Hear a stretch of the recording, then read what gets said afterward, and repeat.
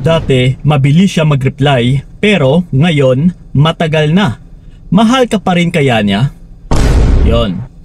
So, isa po ito sa mga katanungan na mga nababasa ko sa comment section and then sa mga nag-PPM sa akin na Kuya Kiko, yung partner ko is dati, mabilis naman mag-reply, pero sa ngayon, matagal na. Or di kaya kung minsan is kung kailan niya lang gusto.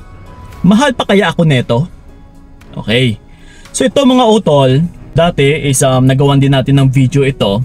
So liliwanagin lang natin, lalong-lalo na sa mga hindi nakapanood. Okay? Na kung may karanasan ka sa ngayon na ganito, na yung partner mo is kung kailan lang siya magre-respond sa'yo.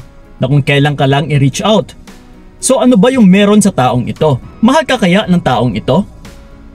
Well, diretsahang sagot mga utol. Ang taong nagmamahal or gustong gusto ka talaga ng isang tao is meron po yung pagkaka-interest sa'yo. Ibig sabihin ay interesado siya sa'yo. Dahil mahal ka niya, dahil gusto ka niya.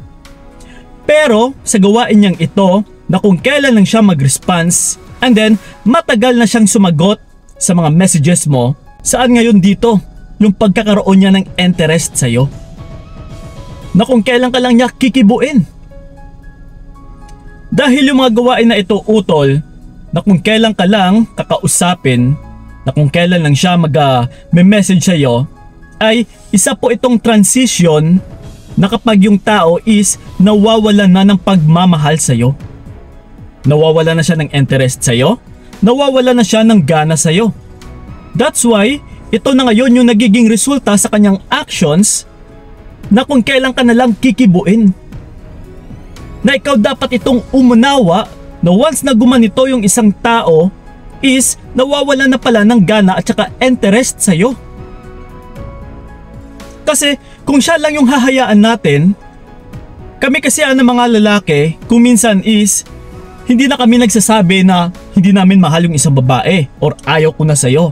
Kasi kung minsan is konsensya pa yan namin na baka kung ano pa yung mangyari sa'yo once na sinabi namin yung salitang ito na ayaw na namin sa'yo.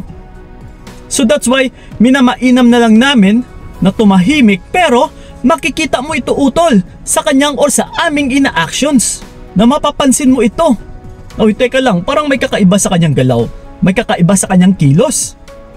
So ngayon kagaya ang neto na kung kailan ka lang kikibuin, kung kailan ka lang kakausapin is isa na po itong nagpapahiwatig na nawawala na talaga siya ng gana sa'yo. Na isa rin itong epekto kapag nawawala na ng pagmamahal yung isang tao sa'yo. Oh. Yes. So that's why sa katanungan mo na kung mahal ka pa kaya ng taong ito, then ito na yung kasagutan. Papunta na po yan sa pag-aatras niya.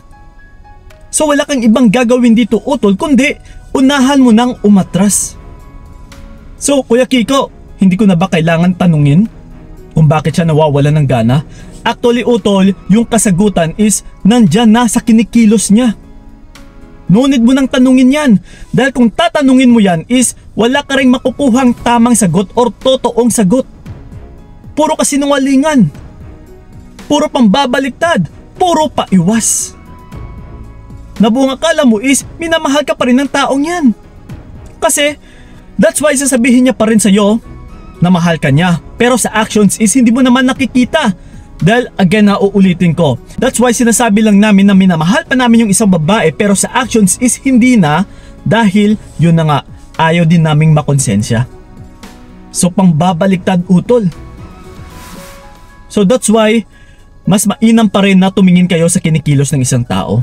So kagaya nga neto sa pamamagitan na kung kailan na lang siya mag-reach out sa'yo, na kung kailan ka na lang niya re-replyan, kagaya din po dyan sa mga long distance relationship na kung minsan ka lang kakausapin ng partner mo, na kung napapansin mo rin na sa trabaho niya isang hindi naman ganun ka-busy, then kailangan mo nang atrasan yung taong yan. Huwag ka na magpakabulag sa kung ano yung sinasabi niya sa'yo. Porket sasabihin niya sa'yong mahal ka niya, pero sa kilos niya is hindi mo naman nakikita, atrasan mo na po yan.